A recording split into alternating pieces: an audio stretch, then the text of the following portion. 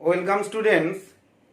আজ আমি তড়িৎ চৌম্বকীয় রশ্মি বা বিকিরণ নিয়ে আলোচনা করব। এটা কিন্তু খুব ইম্পর্ট্যান্ট। এটা যদিও পরীক্ষাতে আসবে না, কিন্তু এটা থেকে আমাদের পরের পড়াগুলো বুঝতে সুবিধা হবে। তাই তোমরা খুব ভালো করে এই টপিকটা শোনো এবং প্রত্যেকটা পয়েন্ট খাতাতে লিখে রাখো। এখনও যারা আমার চ্যানেল সাবস্ক্রাইব করনি, তোমরা আমার চ্যানেল সাবস্ক্রাইব করে নিও এবং ভিডিওগুলো বেশি বেশি করে তোমাদের বন্ধুদেরকে শেয়ার করো এবং তাদেরকেও সাবস্ক্রাইব করতে বলো। আচ্ছা, তাহলে এখন তোমরা হেডিং করো তড়িৎ চৌম্বকীয় রশ্মি।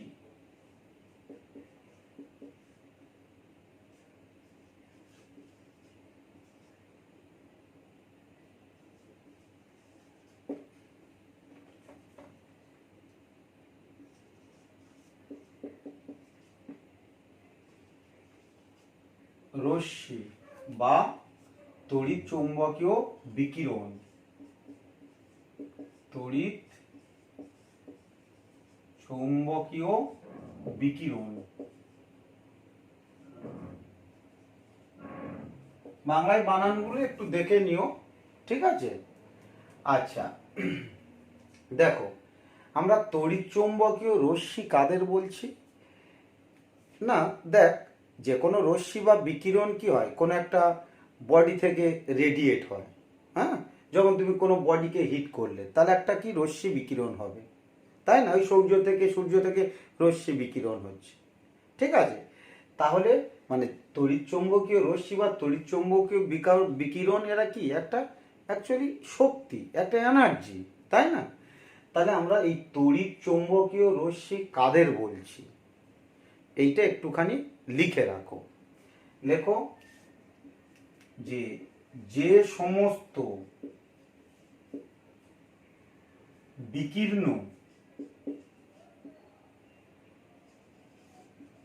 বিকীর্ণ রশ্মির কণাগুলি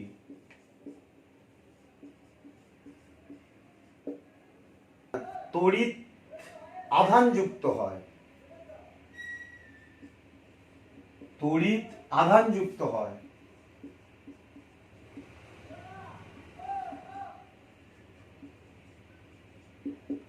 এবং চৌম্বক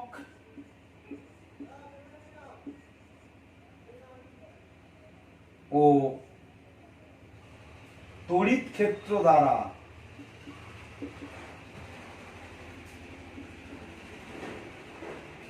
দ্বারা বিক্ষিপ্ত হয়।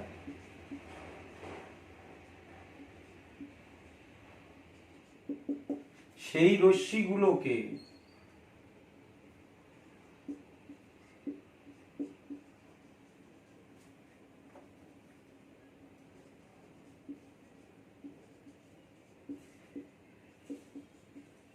তড়িৎ চৌম্বকীয় রশ্মি বলে।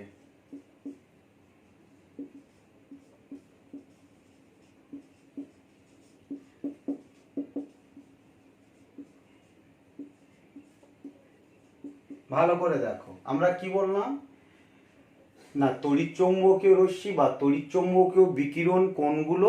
আমরা বললাম যে যে সমস্ত বিকীর্ণ রশ্মির কণাগুলি তড়িৎ আধানযুক্ত হয়, হ্যাঁ, মানে আধানযুক্ত হবে আর কি, এবং চৌম্বক ও তড়িৎ ক্ষেত্র দ্বারা বিক্ষিপ্ত হয়। তাহলে কেউ যদি আধানযুক্ত হয় তাহলে তড়িৎ ক্ষেত্র, তাদেরও তো পজিটিভ নেগেটিভ মেরু আছে, তাই না?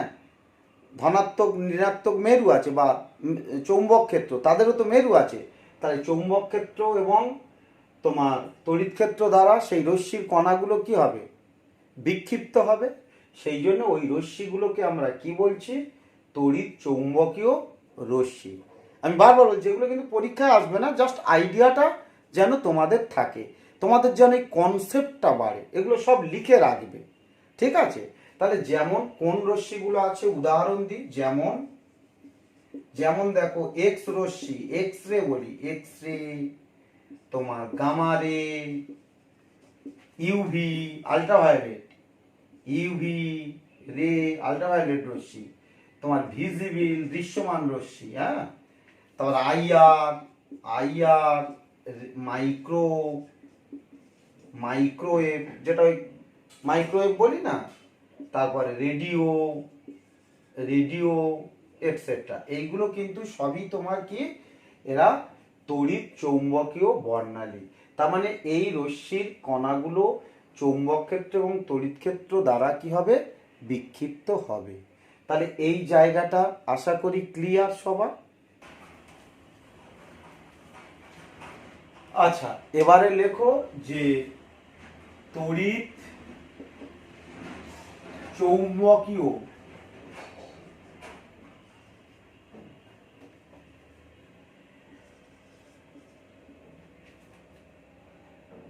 রশ্মির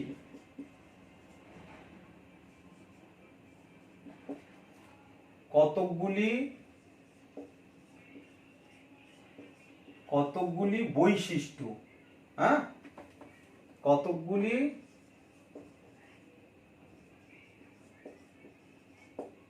বৈশিষ্ট্য, ঠিক আছে।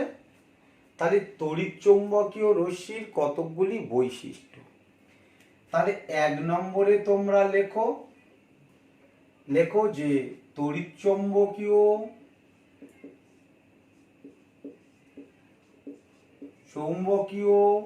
রশ্মির কণাগুলি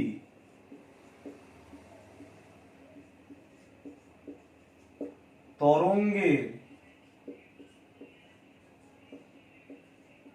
আকারে প্রবাহিত হয়। ভালো করে দেখ, তাহলে তড়িৎচুম্বকীয় রশ্মির কণাগুলো, সেটা অতি ক্ষুদ্র কণা যা চোখে দেখা যায় না, তারা কি তরঙ্গের আকারে প্রবাহিত হয়। আমরা একটা ধরো বড় একটা পাথর, এই পেনটাকে যদি ছুঁড়ে দিই সোজা চলে যাবে, এরা কিন্তু তরঙ্গের আকারে প্রবাহিত হবে না। কিন্তু তড়িৎচুম্বকীয় রশ্মির কণাগুলো কেমন ভাবে যাবে, ঠিক তরঙ্গের আকারে প্রবাহিত হবে, আলো যেমন যায় সেরকম, পুরো আলোর মতোই, হ্যাঁ। তাহলে আমি দেখাচ্ছি, ধরো এই ধরো একটা উৎস, তড়িৎচুম্বকীয় রশ্মির উৎস এখানে, তাহলে এদিকে যদি যায়, সামনের দিকে যদি রশ্মিটা যায়, কেমন ভাবে যাবে, এরকম, এই দেখো,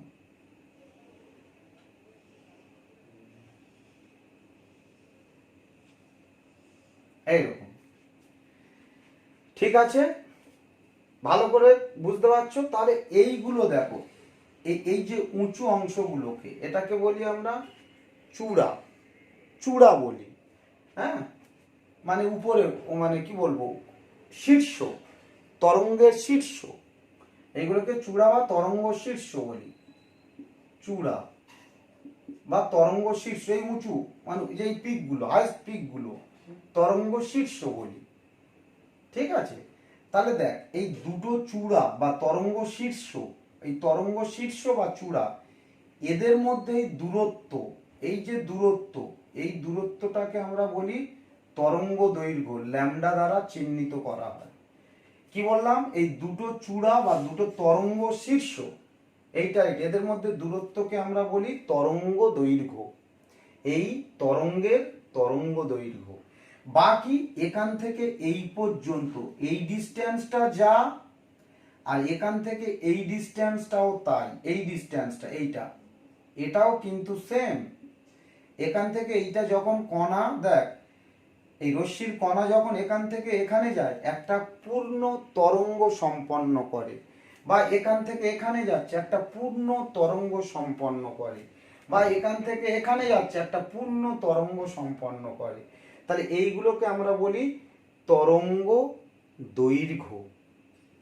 তরঙ্গ দৈর্ঘ্য তাহলে কি, দুটো শীর্ষের মধ্যে দূরত্ব, দুটো তরঙ্গ শীর্ষের মধ্যে দূরত্ব, বা কি বলতে পারি যে রশ্মির কণা একটি পূর্ণ তরঙ্গ সম্পন্ন করলে যে দূরত্ব অতিক্রম করে তাকে তরঙ্গ দৈর্ঘ্য বলে, ওই রশ্মির তরঙ্গ দৈর্ঘ্য বলে। ঠিক আছে, তাহলে তরঙ্গ দৈর্ঘ্য এখন লেখো তরঙ্গ, এটা 2 নম্বরে লিখছি। হ্যাঁ, তরঙ্গ দৈর্ঘ্য ব্র্যাকেটে ল্যামডা দিলাম, তরঙ্গ দৈর্ঘ্য ব্র্যাকেটে কি দিলাম, ল্যামডা দিলাম, ল্যামডা দ্বারা চিহ্নিত করা হয়। তাহলে কি বললাম, বললাম যে কোনো রশ্মির কণা, সে তড়িৎচুম্বকীয় রশ্মি হোক বা আলোক রশ্মি হোক, ঠিক আছে, কোনো বিকীর্ণ, হ্যাঁ,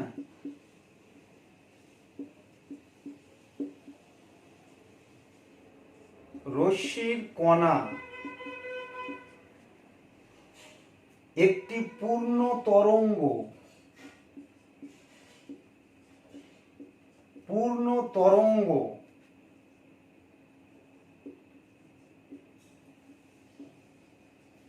সম্পন্ন করলে যে দূরত্ব অতিক্রম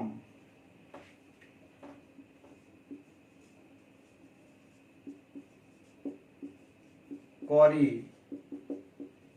তাকে ওই রশ্মির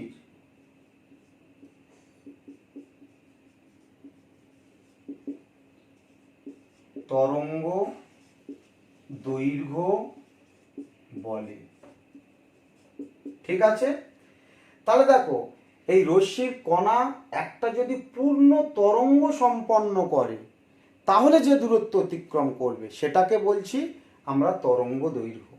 তাহলে একটা পূর্ণ তরঙ্গ যদি সম্পন্ন হয় কণা কত দূরত্ব যাবে বল, একটা পূর্ণ তরঙ্গ সম্পন্ন করলে কণা কত দূরত্ব যাবে, ল্যামডা।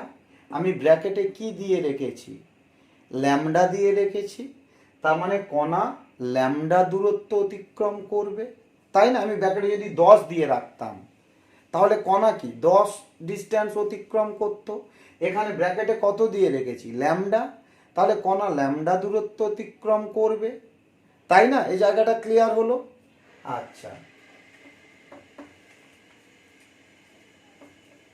আমি অ্যানাদার পয়েন্ট করাচ্ছি, 3 নম্বরে লেখো, 3 নম্বরে লেখো যে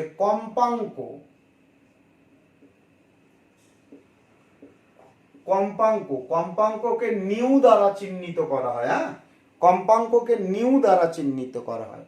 কম্পাঙ্ক ব্যাপারটা কি বলতো, যে কণা, এই কণা মানে যে বিকীর্ণ রশ্মির কণা 1 সেকেন্ডে যতগুলো তরঙ্গ সম্পন্ন করবে, ধর এই একটা তরঙ্গ, এই একটা তরঙ্গ, এই একটা, এরকম যাচ্ছে, তাহলে 1 সেকেন্ডে যতগুলো তরঙ্গ সম্পন্ন করবে। তাহলে আমরা এখানে লিখছি যে বিকীর্ণ রশ্মির কণা 1 সেকেন্ডে যতগুলি পূর্ণ তরঙ্গ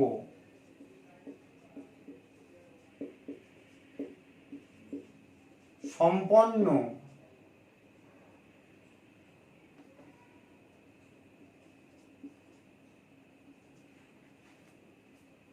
করে তাকে ওই রশ্মির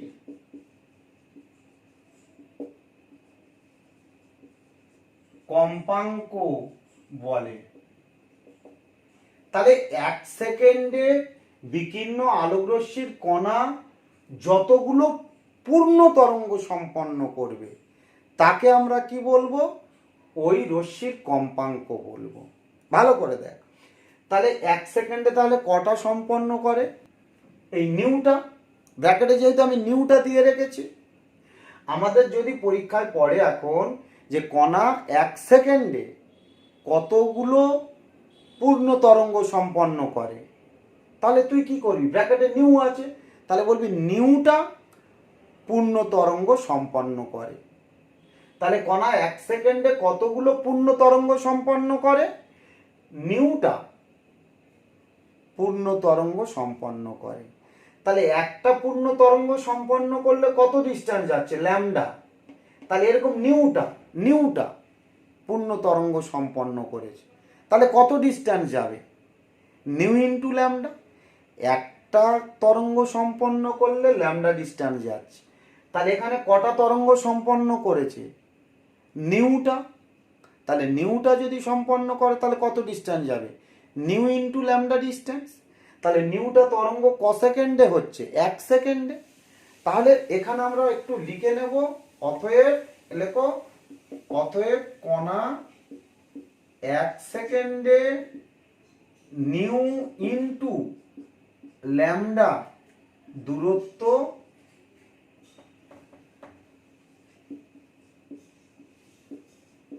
অতিক্রম করে। ক্লিয়ার? তাহলে এই জায়গাটা বুঝে গেলাম যে একটা তরঙ্গ দৈর্ঘ্য ল্যামডা আর 1 সেকেন্ডে নিউটা তরঙ্গ সম্পন্ন হচ্ছে, তাহলে কত দূরত্ব যাচ্ছে 1 সেকেন্ডে? নিউ ইন্টু ল্যামডা দূরত্ব, নিউ ল্যামডা দূরত্ব। তাহলে ক্লিয়ার? আচ্ছা,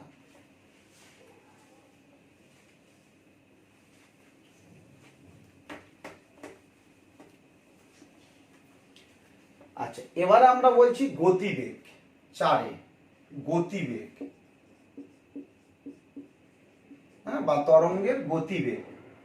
তাহলে লিখবে গতিবেগ মানে কি? এখানে ব্র্যাকেটে সি দ্বারা চিহ্নিত করলাম। তাহলে লিখবে যে বিকীর্ণ রশ্মি কণা 1 সেকেন্ডে যে দূরত্ব অতিক্রম করে তাকে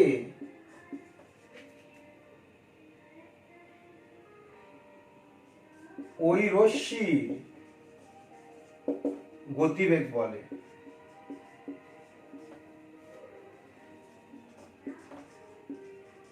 তাকে ওই রশ্মির গতিবেগ বলে। তাহলে ব্র্যাকেটে কত দিয়ে রেখেছি? ব্র্যাকেটে সি দিয়ে রেখেছি।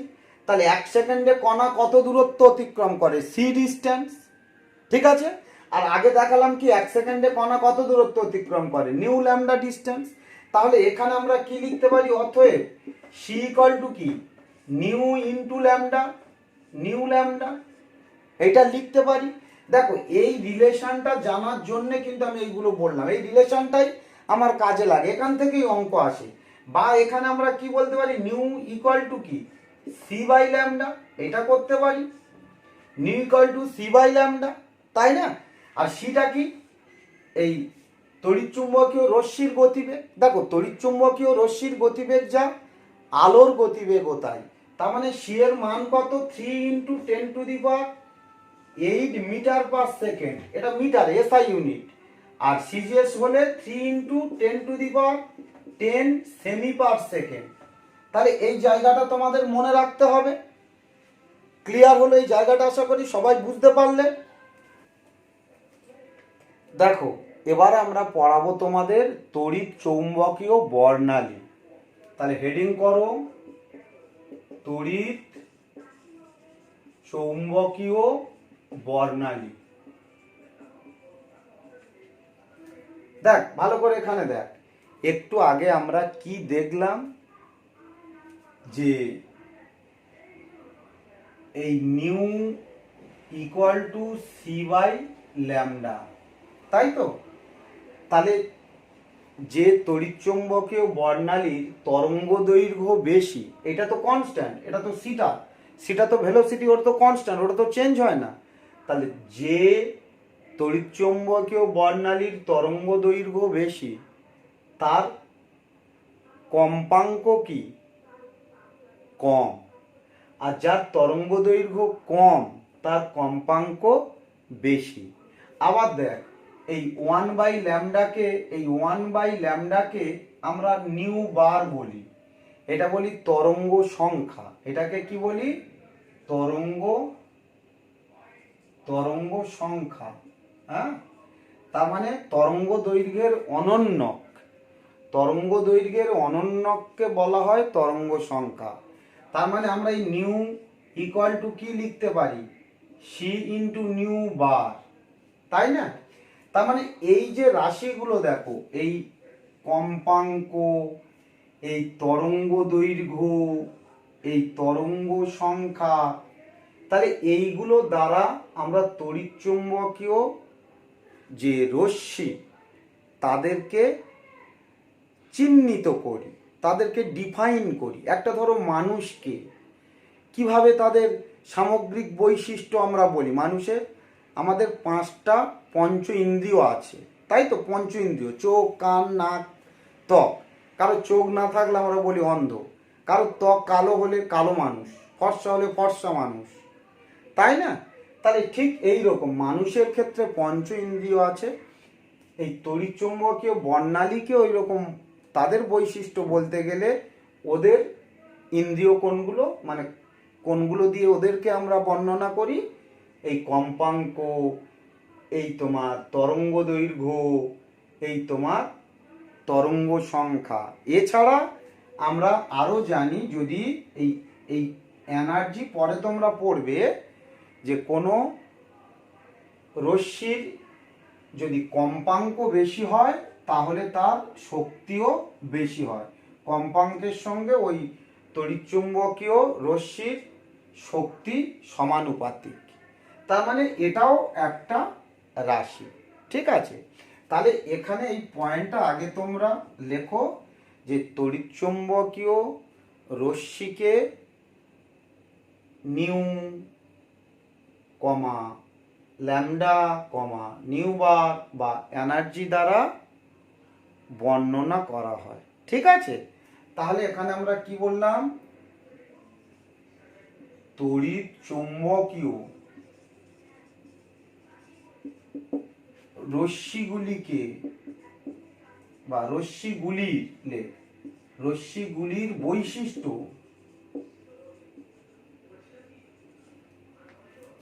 এই নিউ বা lambda or e and nu bar দ্বারা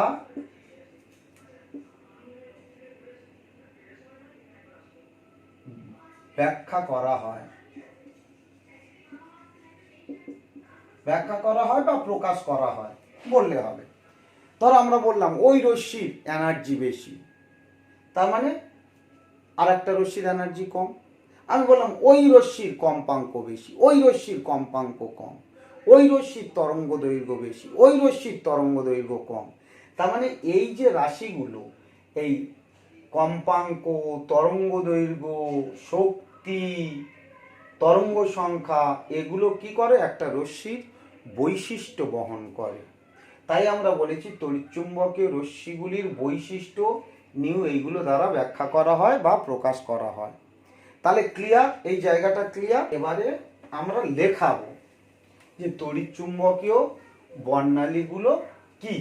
তার মানে এখানে আমরা বুঝতে পারছি যে প্রত্যেকটা তড়িৎচুম্বকীয় রশ্মির কি একটা নির্দিষ্ট তরঙ্গ দৈর্ঘ্য আছে, একটা নির্দিষ্ট কম্পাঙ্ক আছে, একটা নির্দিষ্ট শক্তি আছে, একটা নির্দিষ্ট তরঙ্গ সংখ্যা আছে। তাহলে এই রশ্মিগুলোকে আমরা যদি পরপর সাজাই কি অনুসারে, তাদের তরঙ্গ দৈর্ঘ্যের বৃদ্ধির ক্রম অনুসারে সাজালে আমরা তাহলে যে শ্রেণী পাবো তাদেরকে বলি আমরা তড়িৎচুম্বকীয় বর্ণালী, ঠিক আছে? তাহলে লেখো লেখো বিভিন্ন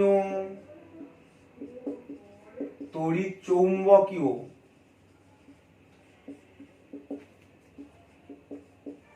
রশ্মিগুলিকে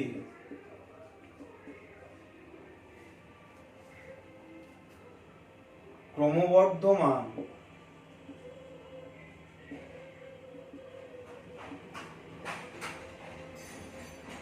উহাদের তরঙ্গ দৈর্ঘ্য অনুসারে সাজালে যে শ্রেণী পাওয়া যায়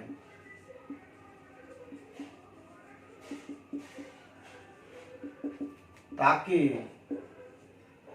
তড়িৎচুম্বকীয়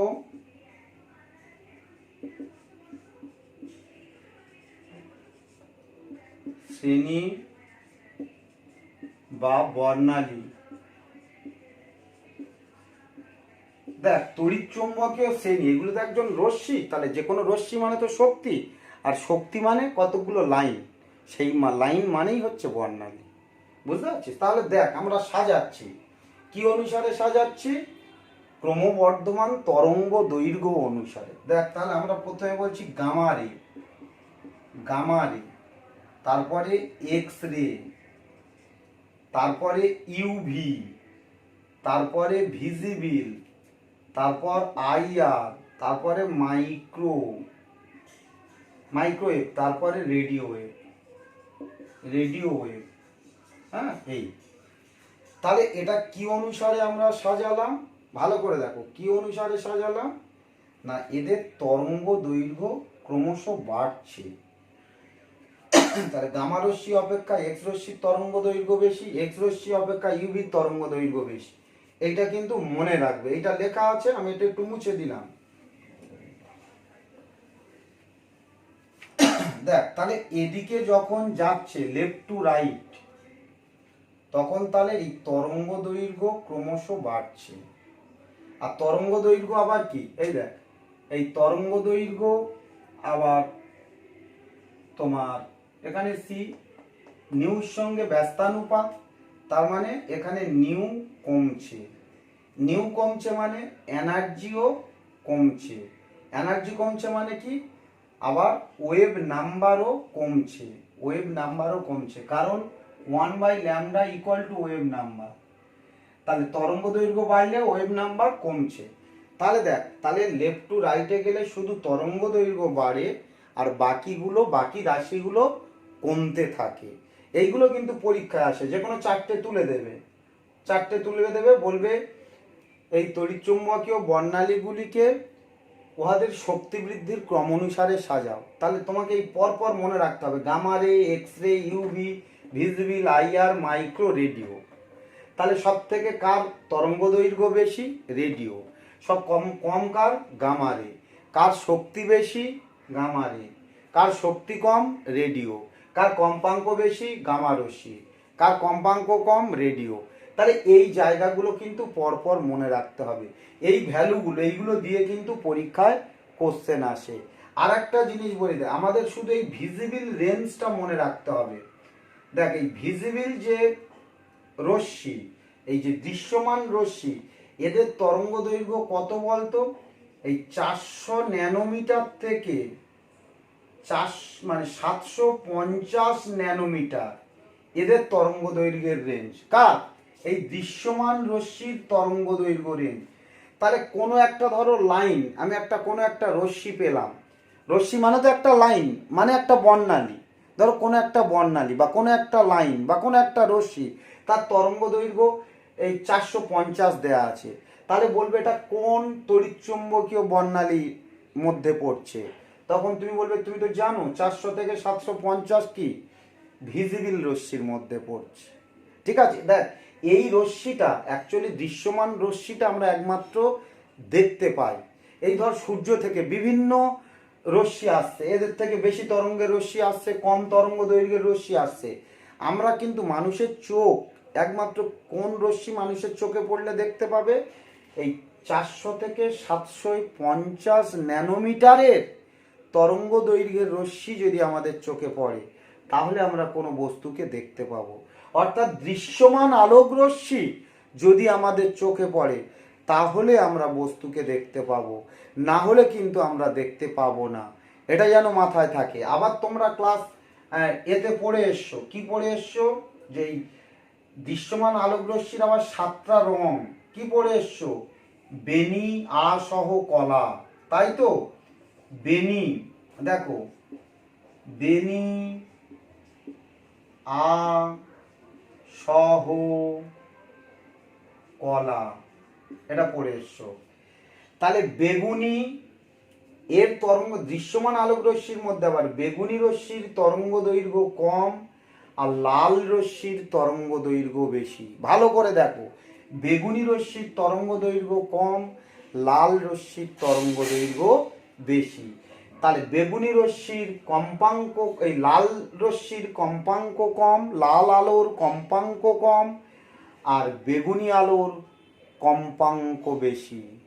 লাল আলোর শক্তি কম, বেগুনি আলোর শক্তি বেশি। ঠিক আছে, এদিক দিয়ে এদিকে গেলে তরঙ্গ দৈর্ঘ্য বাড়ে আর বাকি সবগুলো কমে। তাহলে এরকম চারটে কালার দিয়ে যদি দেয়, যে বললো কোন বর্ণের তরঙ্গ দৈর্ঘ্য বেশি বলো, বা কোন বর্ণের কম্পাঙ্ক বেশি বলো, তাহলে তোমাদের মনে থাকবে তাহলে বেনি আ সহ কলা, তাহলে এদিকে কি বাড়ছে, তরঙ্গ দৈর্ঘ্য বাড়ছে। ক্লিয়ার? তাহলে তড়িৎ চুম্বকীয় বর্ণালীটা একদম ক্লিয়ার। এটা ভালো করে মনে রাখবে, কিন্তু ইম্পর্টেন্ট, এখান থেকে এমসিকিউ আসতে পারে। তাহলে দেখো, তড়িৎ চৌম্বকীয় রশ্মি বা বিকিরণ কি সেটা আমরা শিখলাম, তড়িৎ চৌম্বকীয় রশ্মির বিভিন্ন বৈশিষ্ট্যগুলো শিখলাম, তড়িৎ চৌম্বকীয় বর্ণালী কোনগুলো বা তড়িৎ চৌম্বকীয় রশ্মি তোমার সেগুলো শ্রেণী সেগুলো আমরা শিখলাম, তাই তো? তাহলে এটা কিন্তু খুব ভালো করে পড়ে রাখবে। হ্যাঁ, তাহলে আজ আমি এই পর্যন্ত রাখলাম। পরের ক্লাসে আমি অন্য টপিক নিয়ে ডিসকাস করব।